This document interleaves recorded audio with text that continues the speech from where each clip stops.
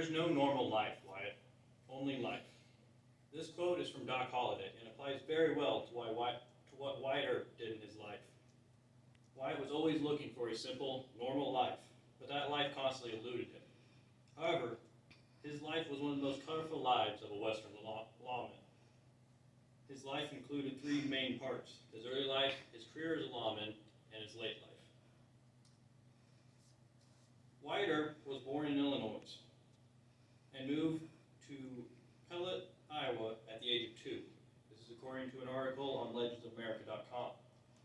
His father soon went to go fight in the Civil War, and Wyatt as well wanted to go fight in the Civil War, but he had to stay back and watch the farm. After the war, the family moved to California.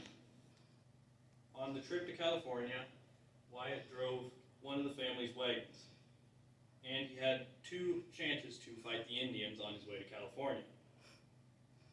Once in California, his dad wanted him to study law, like he did and his grandfather, but the time on the frontier opened Wyatt's eyes to many possibilities of life, and he took a job driving a stagecoach. Then his father went back to Illinois to dispose of some family property, and Wyatt went along with him. And while in Illinois, he met his first wife, Urilla, who soon into their marriage died of typhoid fever. After this, Wyatt went to Oklahoma and hired on with a surveyor crew to be their hunter. After that job, he went into Kansas, became a buffalo hunter for a few years before visiting the town of Ellsworth.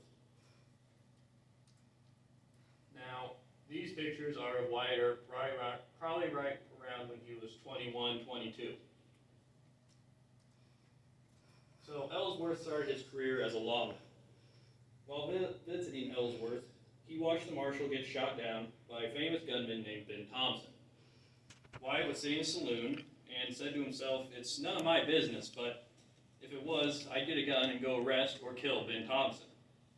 The mayor, who was in the saloon hiding, heard Wyatt and took a deputy badge and thrust it upon him and said to him, "Well, it's your business now." This is according to Lake, who wrote Wyatt Earp, Frontier Marshal. Wyatt went down the street and got 2 Colts and went up and arrested Ben Thompson, who was then later fined in court for $25 for only disturbing the peace. This angered Wyatt, and he quit his job only after an hour of working.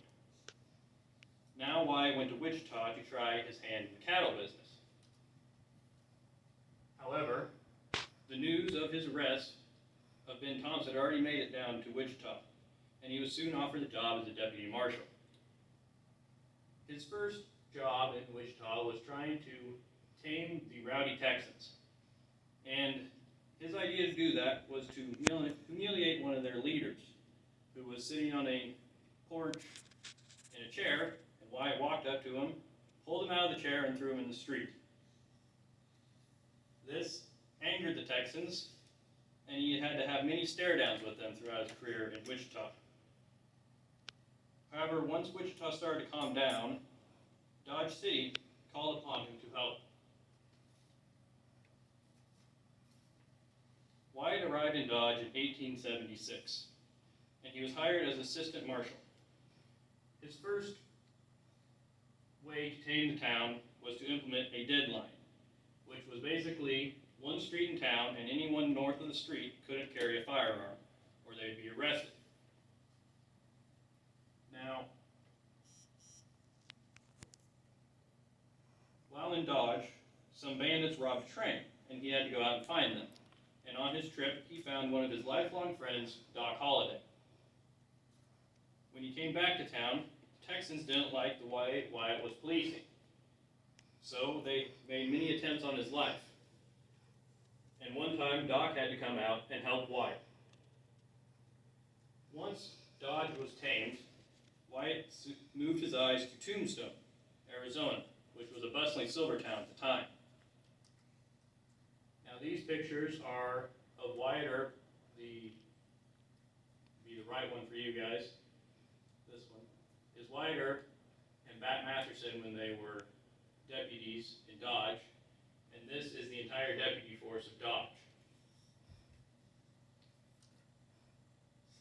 Once in Tombstone, Wyatt wanted to open a stage line.